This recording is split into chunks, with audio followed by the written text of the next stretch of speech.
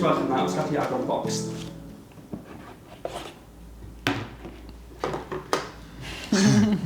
Cofion.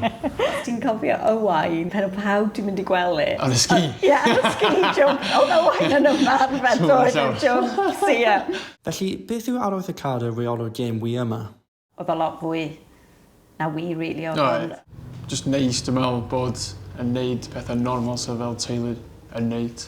Ddim yn cael ei trin yn gwahanol. I fi, mae o reit significant achos o'n i really eisiau chi deimlo yn gatrefol hefo ni. Ie, di roi that normality iddo ti ynda, really. Ond hefyd, heb anwybyddu be da chi wedi bod trwy hefyd. Mae hwnna'n rhan o stori ti. Nath perthynas ni ddatblygu o ran, ond y gyfle yn wrach i siarad fwy. Oedd. Trio deall chydig bach o be oedd di digwydd. Lle oedd y ti?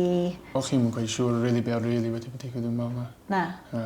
A dwi'n cofio noson hefo ti. Ie, rownd y bwrdd. Rownd y bwrdd yn rhannu a fi ag Owain just ar ochr yn gwrando. Gosh, oedd o'n hyfryd.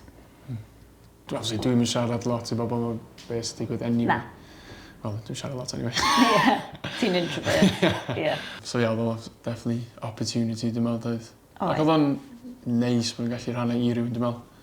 Dwi'n meddwl dyna tro cyntaf fi profi ti'n dangos emosiwn. Ie. Dim yn often, ie.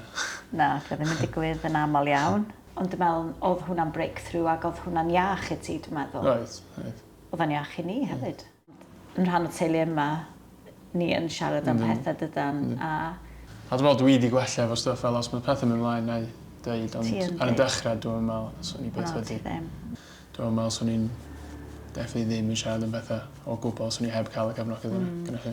Mae hwnna wedi helpu ti hefo perthnasau ti rwan. Dwi jyst yn gweld ti rwan, hefo dy gariad, hefo dy gi bach, a jyst y ffordd ti'n ymateb, a ti'n gofalus ohono nhw, ti'n value o nhw, a dwi'n meddwl, yeah, well done ti.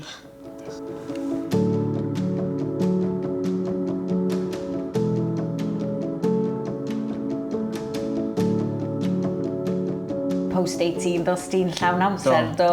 Even though da ni'n 18, dal angen teulu, dal angen rhywle i fynd. So, does am lot o 18-year-old just yn mynd allan i'r byd. Efo dim cefnogaeth gen neb.